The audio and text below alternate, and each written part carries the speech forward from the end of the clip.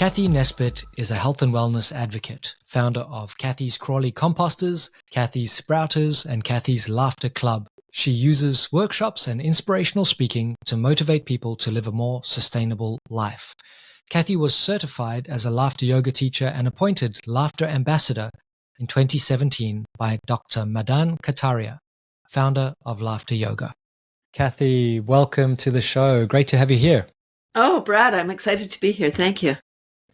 So perhaps for those who haven't encountered your work or they haven't met you yet, you could share a little bit about who you are and what you do. There's people that don't know who I am? Apparently. I'm Cathy Nesbitt. I'm located in Canada, just north of Toronto, and my working title is Cathy Crawly, Laughing Bean Queen. Simple solutions for today's challenges. Excellent. And maybe you could share a little bit about some of the areas that you work in, because I know it's quite diverse and I'm interested in diving deep into each one of them. Yeah, so it's the 22nd anniversary of my worm composting business, selling worms by the pound for indoor composting.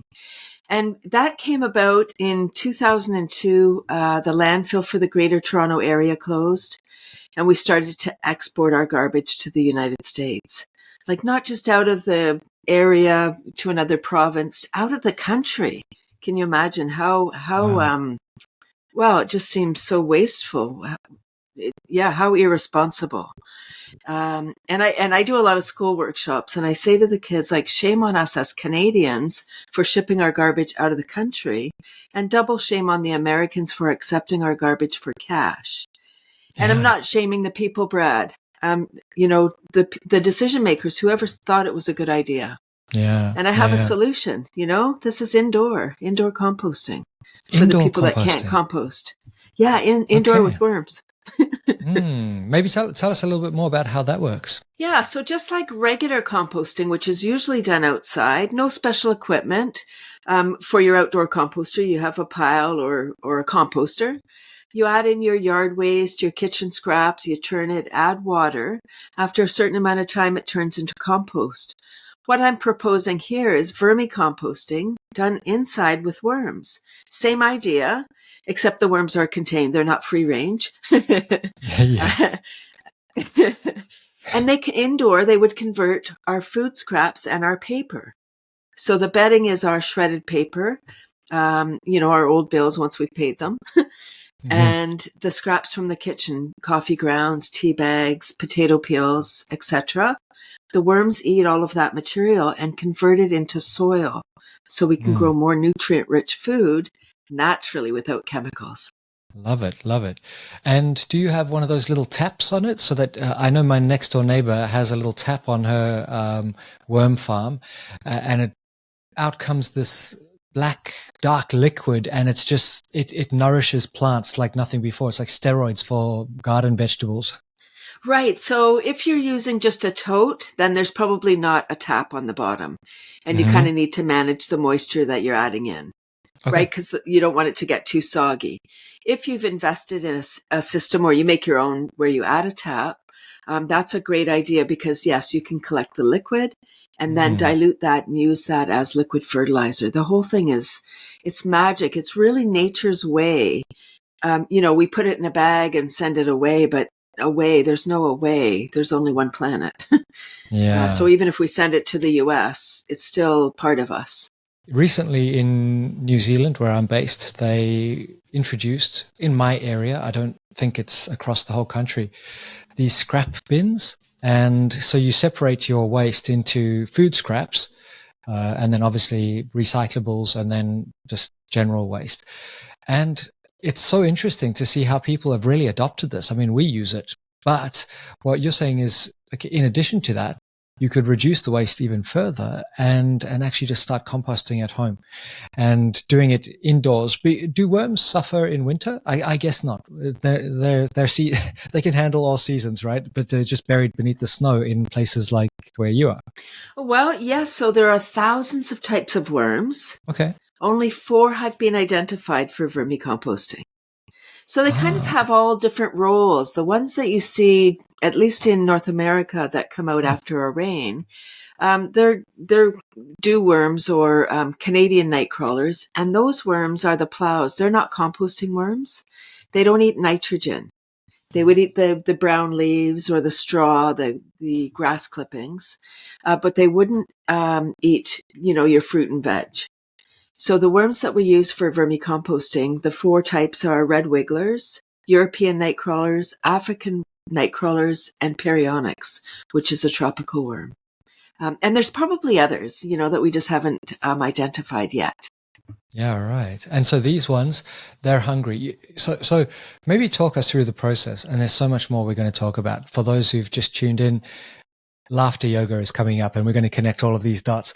But I'm interested in worms. So where would you find a worm and how would you start the colony or whatever collective noun? Squirm. It's a squirm of worms. A squirm. Wow. Of course. I would suggest that people purchase worms locally, if possible. There are red wiggler and European nightcrawler growers, like the composting worms. I would, get it rather than going to Kijiji or, one of the online sellers, go to a reputable dealer because, there's 800 to 1,000 red wiggler worms in a pound. And a pound of worms is about the amount that you would need. And they eat half their weight per day in food scraps. So if you had a pound of worms, you're looking at 3 to 4 pounds of food waste per week. It's substantial. Yes. And, not only are you managing the scraps on site, but the worms are converting that material into fertilizer.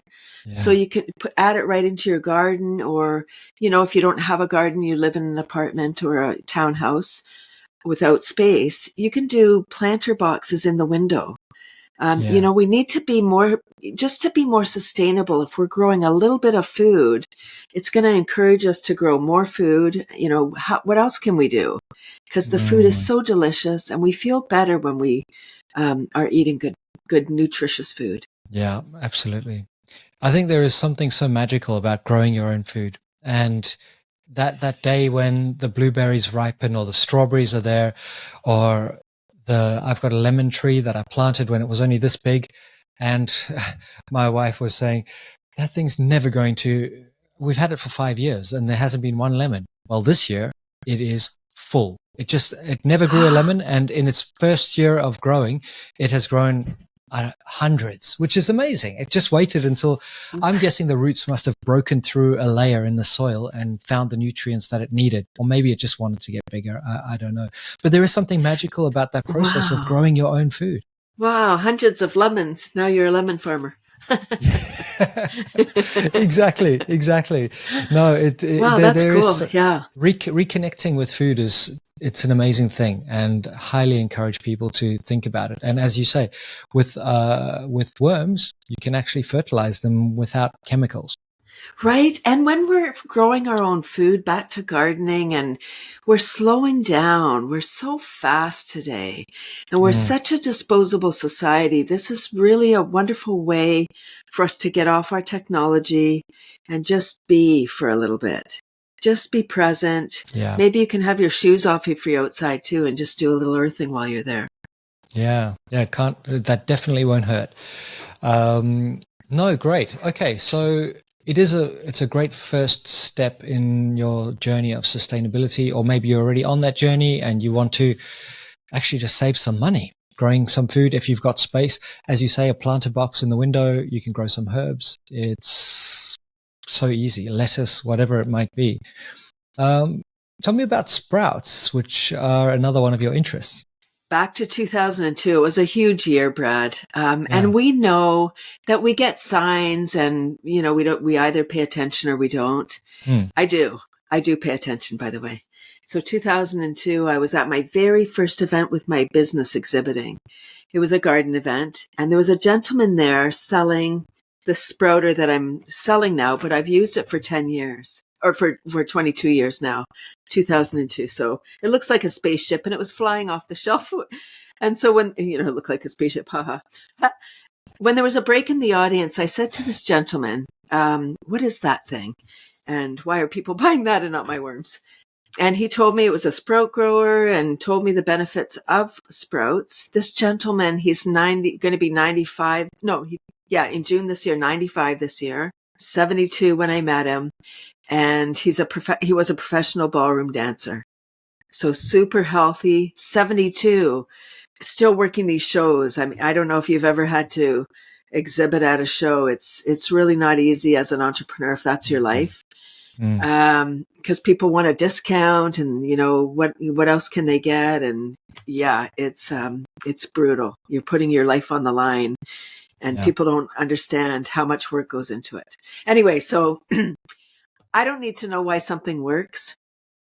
I looked at this man. He looked super healthy, 72. And I was like, okay, I want what you have. So I said, okay, I'm going to do this. So he said, if you're going to do this, start your day with 2 tablespoons of sprouted mung beans. There are up to 100 times more digestive enzymes in raw sprouts than raw vegetables. Okay, Tony said, for 10 years, that's what I did. I thought everyone knew what I knew. They don't. 2012, another big year.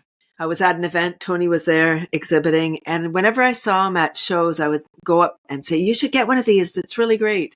They probably thought I was a plant. Sprouts. And he said, you should sell this with, you know, the beans and the sprouter with your worm business. I was like, oh my gosh, why didn't I think of that? I love that product. So then I started to sell it with my worms. And you know, people it's fascinating. Again, this is my health plan. I'm super healthy. I don't want to depend on drugs or, you know, any pharmaceuticals if I don't have to. So this is my health plan, 22 years. And people, when I started to sell it, people would say, what else can you sprout? And I don't know, because I hadn't sprouted anything else. And they said, well, don't you get sick of these? Don't you get sick of these? And I said, this is my health plan. Like, would you get sick of having tons of energy and feeling great? Maybe. People love their story. But then I thought, as a businesswoman, what do I care if people don't want mung beans or they want to try? So I started sprouting chickpeas and lentils, fenugreek, broccoli and radish, and oh my gosh, the gamut. And now I'm a sprouting monster. Oh, sprouts are the original fast food. Yeah. Yes, sprouts certainly are. I have been sprouting for some time, and primarily broccoli seeds, because I heard on a podcast that they're full of sulforaphane, which is one of the best compounds for your overall health and longevity. But we also sprout all kinds of things, and it's so much fun. At the moment, there's a tray of broccoli sprouting on the windowsill. I think our houses might be quite similar in some ways. And it's just amazing. I don't know about you, but when you're sprouting, just to see that there's this whole potential inside of each little seed, it blows me away when they all just, in the right conditions, they just start to grow. They crack open that seed and grow. So maybe you could share a little bit more about how people can start to sprout. What are some tips? Yeah. So again, like composting, like all of my offerings, Brad, no special equipment required. I do have a unit. But you can just get jars. You can do it in paper towel. There's so many ways. So in a jar, I'm just going to use a jar because everybody's got a jar at home. Yeah. You would put your seeds in and put a small amount of seeds, because once they start to expand and swell and grow, we might say broccoli seeds or alfalfa. They're very small. And so you put your half a teaspoon in, you're like, no, that doesn't look like very many. So you add another half teaspoon. And as they start to grow, so you've got a big mass of green. It's so beautiful. And we'll talk about how it works. But when they start to grow, there may not be enough room on the inside, and they start to rot on the inside. So on the outside, it looks like they're growing. but on the inside they're rotting. So you need some management with doing it in a jar. I would suggest a system, because we're sprouting for our health. And if the sprouts are going bad, if they're rotting, or if they smell bad at all, discard that batch, because they've already started to go off. Now you're getting kind of the not so beneficial bacteria. So in a jar, your half a teaspoon or whatever the recommended amount, and then you just soak them in water. So you've kind of filled it half full of water, your jar, and just let it sit. Depending on the type of seeds, broccoli seeds, I think it's 2 hours that you soak them first, because they're kind of like chia seeds. They get gelatinous if you soak them for too long. But some, like chickpeas, you might soak them overnight. And mung beans, if you were doing it in a jar, you would soak them overnight as well. And then you drain them, you rinse them. You never keep that water. Sometimes people say, the environmentalists are like, I'll keep this water and I'll cook with it. No, because seeds and beans, sometimes if we're making lentil soup or stew, we soak the beans, or pea soup or something where we soak the beans, and people want to keep that water. No, never. You can water your plants, you can do other stuff with it, but you don't want to use it for cooking. Seeds and beans have a coating on them called phytic acid, PHY. And that acid is a protection for the seed or bean. If it gets eaten by a bird or an animal, it can continue, once it gets, comes out the other end, it can still grow. So when we soak those, so the seeds and the beans are good for us, like legumes are good for our body. That phytic acid, our body doesn't know what to do with. So we soak the beans, we get rid of that, and that's what happens in the process of sprouting. The phytic acid is removed, so we don't have to worry about it. Okay, makes a lot of sense. And people can do this with anything. You can sprout basically any edible vegetable and eat that. Are there any that you would warn people not to eat? Yes, kidney beans, you can sprout them, but you don't eat them raw. Most of the beans you can eat raw. And I would, they are legumes. So some people do like peanuts are legumes, right? So, know what your sensitivities are. Mm-hmm. But yes, there's, as far as I know, kidney beans are the only ones that ought not be eaten raw, but you can still sprout them. And in the sprouting process, before you cook them, of course, it removes the acid. It also brings the bean or the seed to life. Like it starts to germinate and life starts to happen in that seed or bean, making the nutrients more available to our body so that our body can take them in. And I talked about the what are they called? Digestive enzymes. Sorry, I lost my mind for a sec. The digestive enzymes, so they become available. If you just take a seed or a bean, they're like little rocks. You can't just eat those. You need to do something first, either. And when you cook the seeds or the beans, there's no digestive enzymes. They're very sensitive, so they get destroyed with heat. And there was something else I wanted to ask you about the sprouting process. Oh, don't you think it's incredible that there's all this energy inside of a tiny seed, and all it requires is some water and sunlight to create this thing? It still blows my mind that there is so much energy trapped in these tiny little things that seem somewhat inert, but they just grow into these nutrient-rich creations. It's so beautiful. I mean, I have a ton of energy.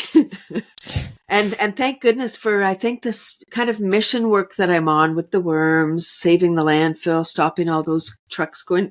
Oh, I didn't talk about, how many trucks were going to Michigan, but, just making better soil. In North America, we've destroyed the soil. So I do have that heavy mission work. The sprouts give me energy, keep me healthy, and they're affordable. Be buying seeds, right? Everybody can afford to eat sprouts, in my humble opinion, because the seeds are very affordable. And I would suggest, buying organic where possible, because you want to have good quality seeds or beans. Again, you're sprouting for your health. We spend a lot of money on junk, and I don't mean junk food, just things that aren't necessary. If we spend a little bit more money and time and energy on our health care, we're going to feel a lot better. We're going to have all this energy. So sprouts they're hydrating, alkalizing, regenerative, biogenic, and then the enzyme that I talked about. So hydrating, as soon as we start to get thirsty, we're already starting to get dehydrated. So these sprouts are juicy. Is it everything you need? No, still drink your water. Alkalizing. So in an acidic body, so the sprouts are alkaline food. They help to balance our pH. Cancer takes place in an acidic body. Is it going to cure cancer? No, still do your stuff. But just know that this can help you. It's complementary. Hydrating, regenerative. So it helps to regrow our cells and fortify our immune system. Wow, we need that. And biogenic, you talked about the energy in the seed. When we eat live food, we get energy. And I have all this energy and people are like, oh, I don't want all that energy. Like what? Because I'm like, wow, when I'm speaking, I'm so big. And I think, imagine how much stuff you could get done if you had all this good energy, not from sugar and not from caffeine, natural energy. You don't have the crash. Yeah. I don't know who wouldn't want energy. There's probably someone out there who's energy resistant, but 100%. And it's such a simple thing to do, to add to your daily routine. I mean, adding a few sprouts to your smoothie. Now, I know a lot of people think that's disgusting, but it's been a staple in my life for such a long time. And I do a lot of talking about resilience. And I honestly agree that if you eat clean, energizing food and sprouts, broccoli sprouts in particular, for me, I found the next day you feel amazing. I mean, you really do. I don't know about immediate impact, but I know when I haven't had them, and that's a good sign. That's it. Yes, so it's the cumulative effect. Yes. So it's eating this goodness every day. Yeah. Some people will eat a chocolate bar or a bag of chips every day. That's, whatever, it's okay. And not thinking, oh, well, it's just one a day, no big deal.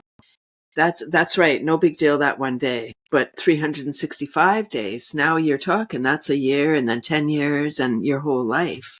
I tell people to do this for the rest of their life. When I sell them a sprouter kit, I say, make this your new addiction, because you will be so happy. Then you can eat that cookie if you want, because you've already got the nutrients that your body needs.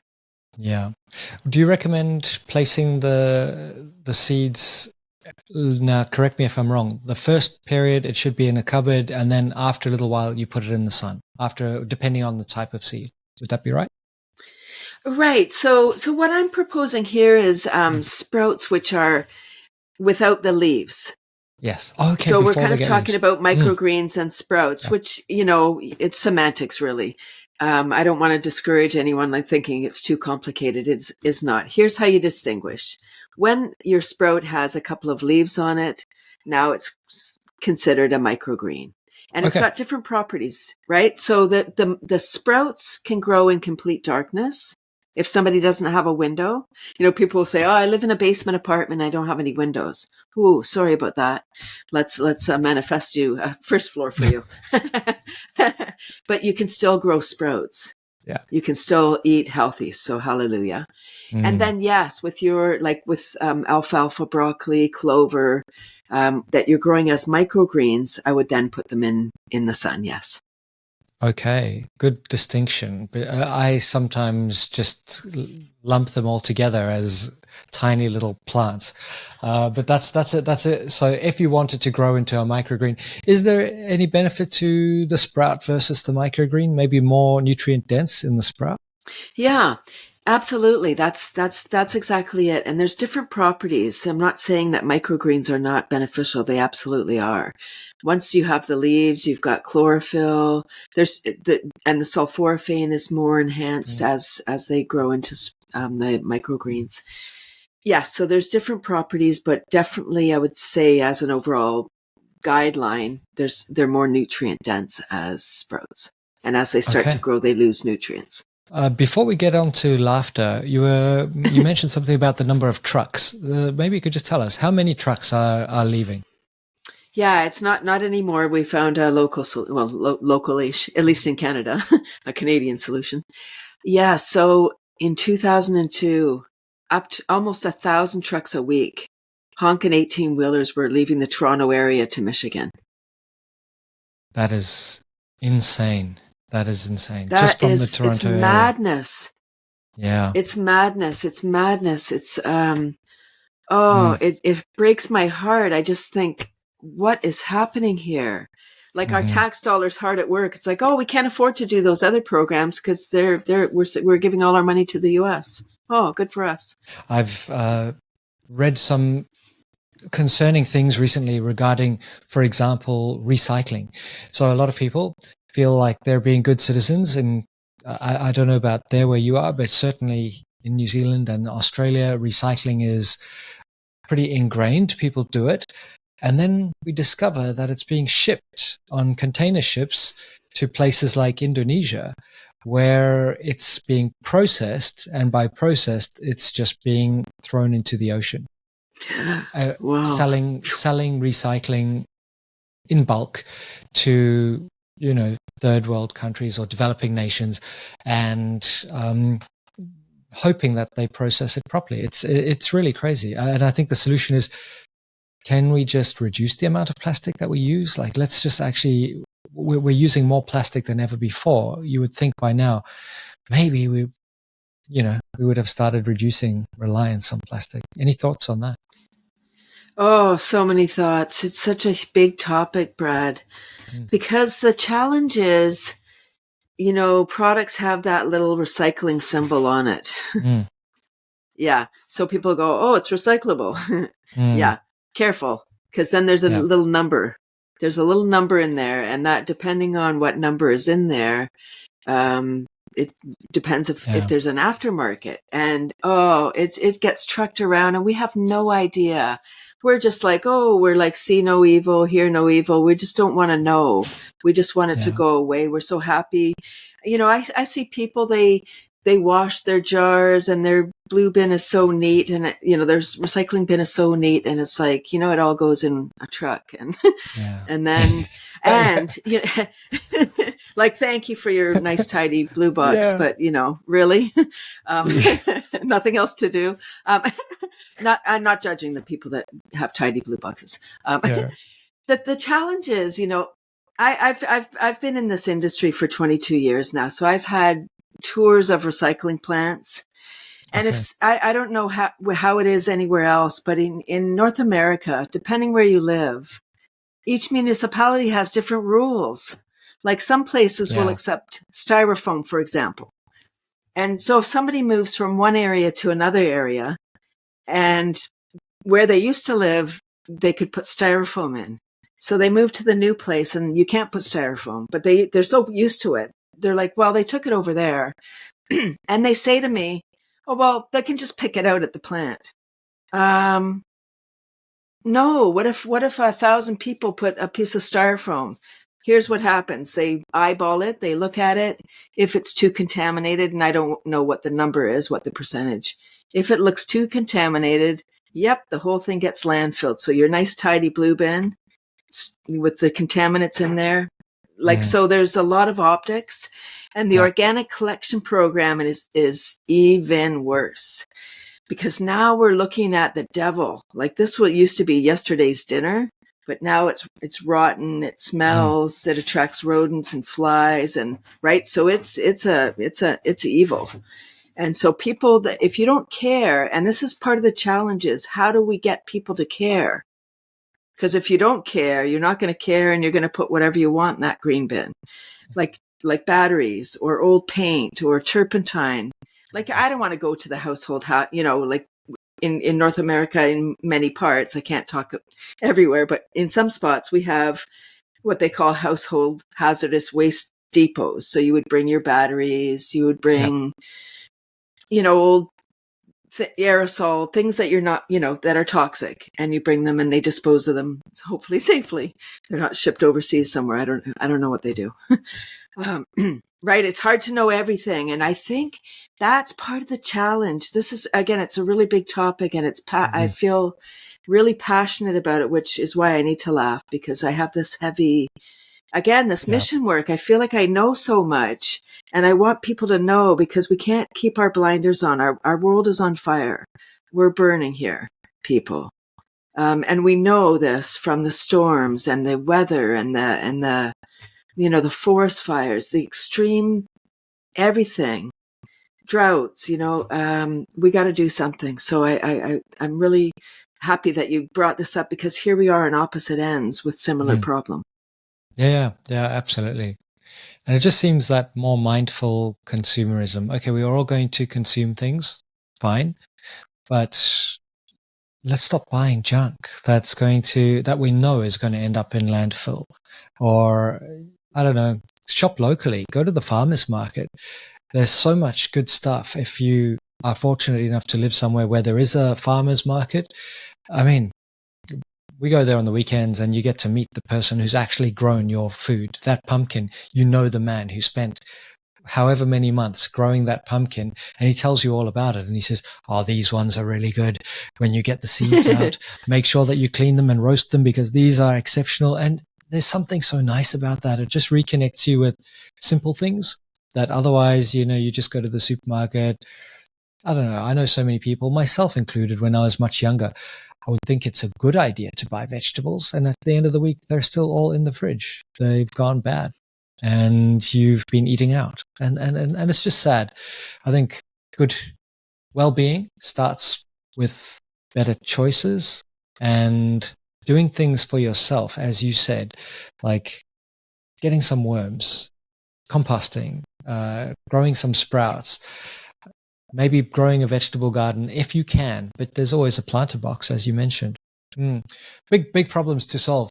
And there are things within people's control. People say, well, I can't solve climate change. It's way beyond my sphere of influence.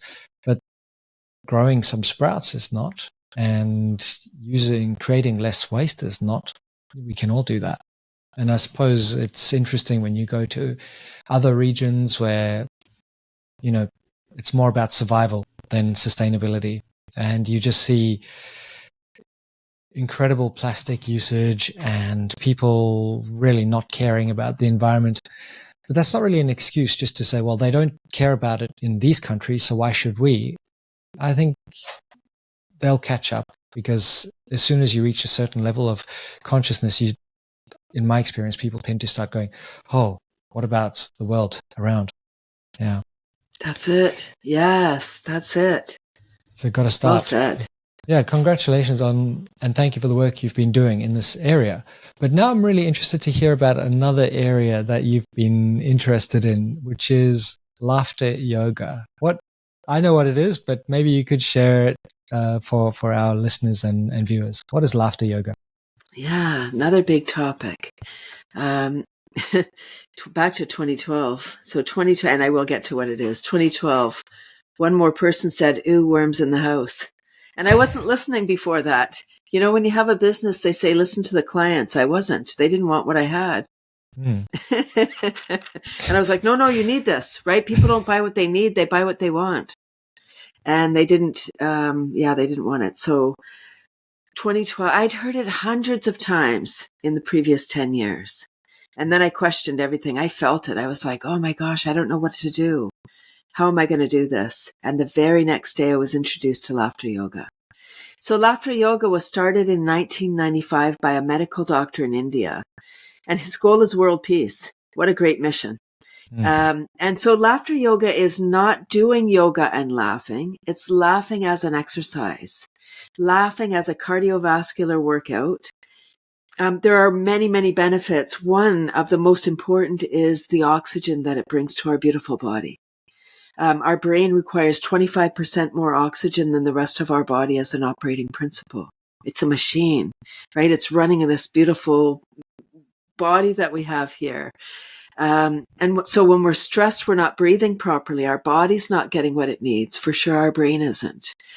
So laughter, when we're laughing, we're exhaling. Ha, ha, ha, ha. You can't keep on ha-haing. You have to go so you can continue laughing. And when we're laughing, we're secreting the love drugs, dopamine, oxytocin, serotonin, and endorphins versus cortisol and adrenaline. And I think laughter yoga was started in 1995, so we could be ready for 2020. Prior to that, there was very few opportunities to laugh online. And now there are laughter clubs in over 120 countries. And you can laugh for free online 24/7. You don't need to know the words. You don't need to know the language. That's the language. It's the universal. So there's little games to inspire the laughter. The yoga part is the deep diaphragmatic breathing and the practice of the laughter. And so there's a clapping kind of rhythm. And when we're clapping palm to palm. So we're activating meridians. And it kind of primes us. For those that are very serious and in their head and they're really stressed, that's when you're stressed, that's where you're living. You can't be anywhere else. And so I believe that this is another piece of my mission, because I want people to care about the planet. But when you're in a mental crisis, you cannot. You don't have the capacity.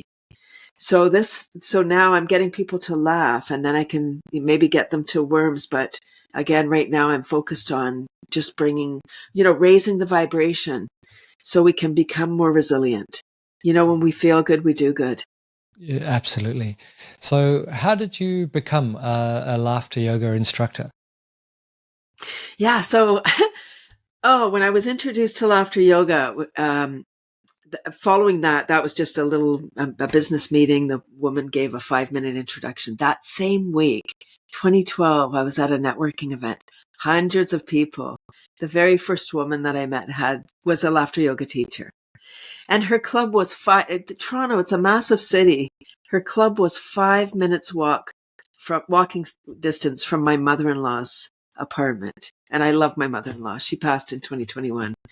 But I came to laughter with my mother-in-law, and it was so beautiful. She would always do whenever I said, "Hey, Mary, you want to do something?" She would always do it, because it's always an adventure, because I'm always looking for unique experiences.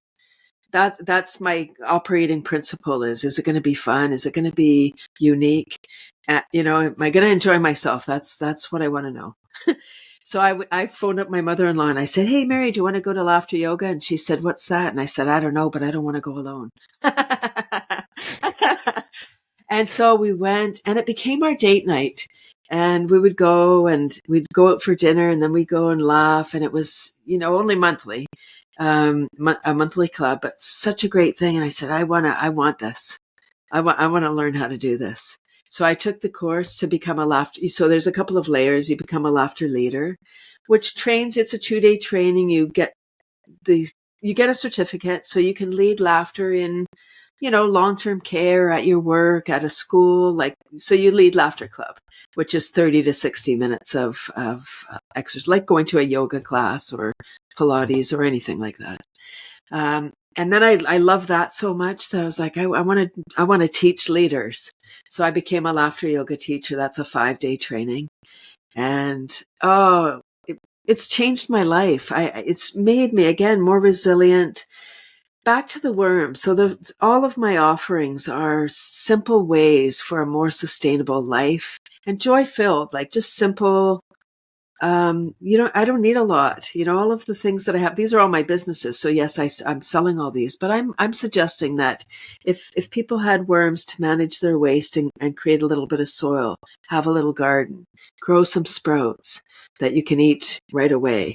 And the laughter, just for overall health and wellness, just so you can feel good. You're oxygenating your brain. When we're laughing, we're in charge of our own. Well, when we're stressed, we're in charge of our pharma too. I was going to say when we're laughing, we're in charge of our own pharma. Opposite, like we're always in charge of our pharma. We get to choose. What are you secreting? And not that, people think that emotions are good or bad. They're not. Emotion is just energy in motion. So if you're feeling angry, good. Why? What is that? Have a look. Feel it and let it go. We want to hold on to everything. We're like, oh, not right now. We put it in a compartment or something. We put it somewhere. I don't know where it goes, but people keep it. And then, the next thing happens, and, and then over a whole lifetime, no wonder people have breakdowns, because you can't contain it anymore. the animals in the wild, like rabbits or deers, if they get chased by a predator and survive, they go and shake it off. And then they get on with their day. That's what we, shaking's good. Shaking, I was going to say, not that we need to shake. We should shake. Shaking's fun.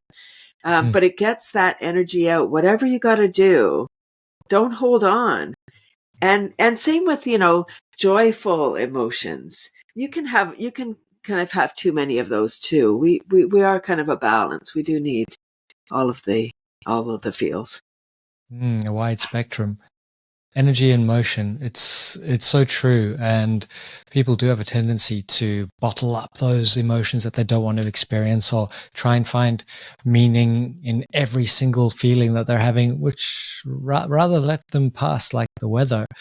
I like how you've linked together those different elements of, that growth and the laughter and sustainability all together, because that is what's often lacking in people's lives. You hear about a lot of young people, especially, who are suffering from this mental health epidemic, or an epidemic of mental ill health, I suppose you could say, or anxiety disorders.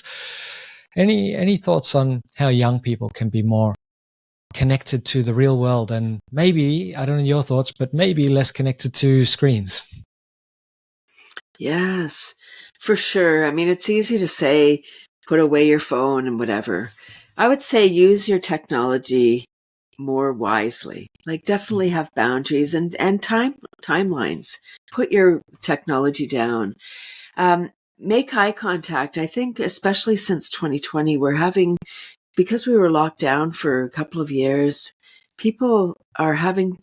younger people have trouble making eye contact and having conversations face to face. I would say, that's a skill that you really want to develop. That's the human aspect of us. So, there's all kinds of ways now. We can change our state by focusing on our breath, slowing it down, because our mind is going a million miles a minute. So we need to slow that down. If we can slow down our breathing, it slows down our mind. And I would suggest that people attend a laughter club, because we don't need to talk about our problems. We don't need to re-experience them. Talk therapy's fine, and all these other therapies are fine. With laughter therapy, we can just laugh and be completely present. We're not thinking about that thing that happened yesterday, or that thing that's coming up, that test or exam or a conversation that we're going to have. We're right here, right now. And does it make things go away? No. Back to resilience. It just makes us stronger. Because when we're stressed, our brain is not getting oxygen. So we go into our reptilian brain. That's not serving us. Like stress, our brain that amygdala that's the stress center, has not evolved. So when we go into stress, our body thinks that we're in imminent danger. We're not. If we miss the bus or lose our keys, it's a nuisance, but it's not life-threatening. Our body acts as if. So a tip is, if you're feeling stressed, start laughing. And an example that I've got, and this is something I trained myself. When you're driving, if you get cut off, I would say it's almost never personal. It's not like, oh, there's Brad, let's get him. But if somebody cuts you off, they know. So they're looking in the mirror. What happens for me? Somebody cuts me off. It triggers me to do my laughter yoga. So I'm like flailing my arm. I'm laughing. Ah, ha, ha, ha, ha. So the person looking in their mirror, they think, oh my, she's really mad. And they give me more space. And I arrive all oxygenated. I feel great. And it's a switch. People might have noticed during my conversation I just look at things a different way. Yeah. And we can look at things however we want. We get to be the actor in our own movie. We get to live our own life. We don't have to look at social media and compare. Oh, Joe has a boat. I want a boat. I don't even like the water, but now I want a boat. Yeah. I love that idea of when you feel yourself being hijacked by the amygdala, which is going to happen all the time, instead of reacting, What about responding with some laughter? I love that. Laugh at your own lizard brain. Right? And it changes. It's a practice. So, you can't go to a laughter club once and be like, okay, good. I check that off the list. It's like, we know deep breathing is good for us. Meditation is good. Sleep is good, but we don't do it once. Like, oh, I breathe, I took a deep breath and I'm done. Right. I meditated yesterday. So that's it for life. Laughter is a practice. And I have a laughter buddy. This is something that people can do. I have a laughter buddy. She calls me at 7:30 every morning. And we laugh. I don't say hello. I know it's her. 2 minutes full on laughing, no talking. And then we breathe for 1 minute. And then we laugh for 2 more minutes. It sounds easy. Start with 1 minute or maybe start with 30 seconds because yeah. I have rock hard abs and that just boosts my day. It sets up my day for right now, all the love drugs are careening through my body. My brain's fully oxygenated. And I feel great. I'm like, okay, world, what have you got for me today? I'm ready. Wow. I love that practice. I'm all about practices, and that's one I've never even dreamt of. That morning laughter practice, especially with someone else. So of course, could you do it alone? I guess you could.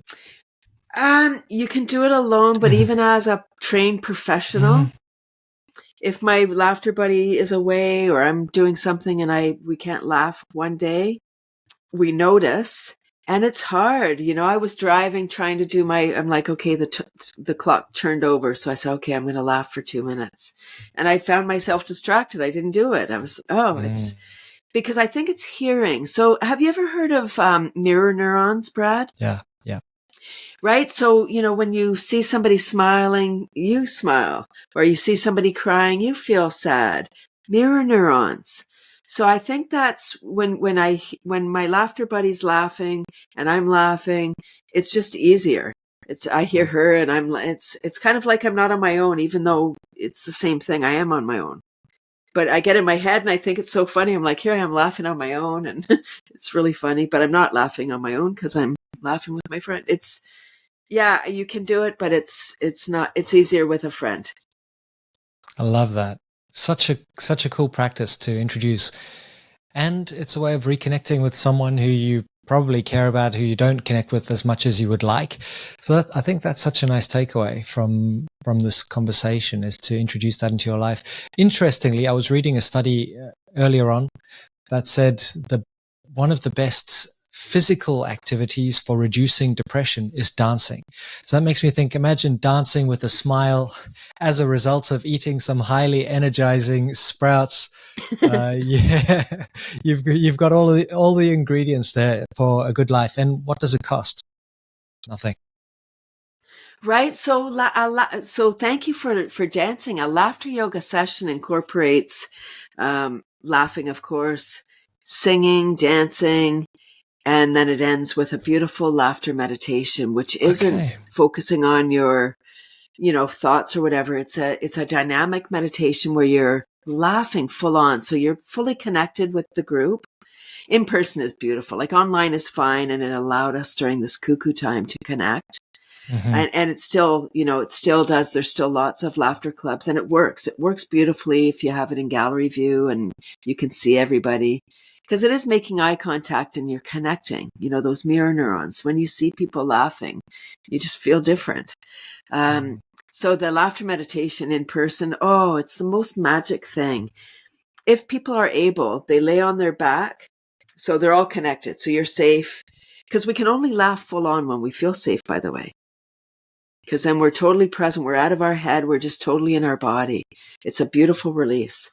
So the laughter meditation, you're laying on if everybody's able. I mean, I do a lot of work with seniors and we don't do this.